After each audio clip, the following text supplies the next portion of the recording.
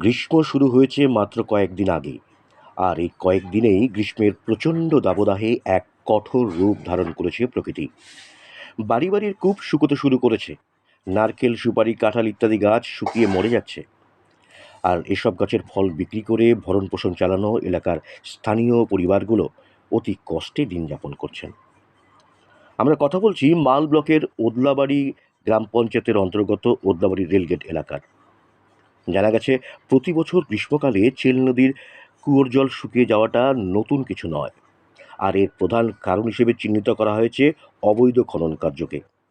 স্থানীয় বাসিন্দা আনারা রেজিনা বেগম জানান, সুপারি গাছের কাঁচা সুপারি বিক্রি করে তিনি 20 থেকে 25 হাজার টাকা প্রতি বছর লাভ করতেন।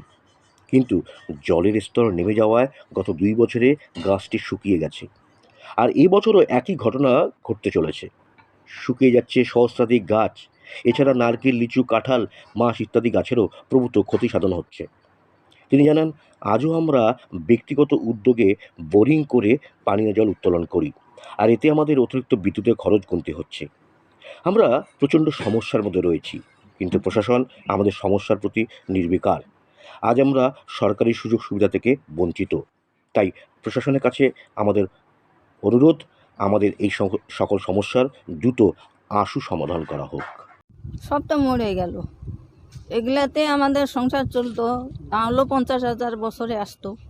সব মরে মরে শেষ। 1,000 1,500 সুপারি গাছ আছে, সব মরে গেল। আর কি গাছ মরছে?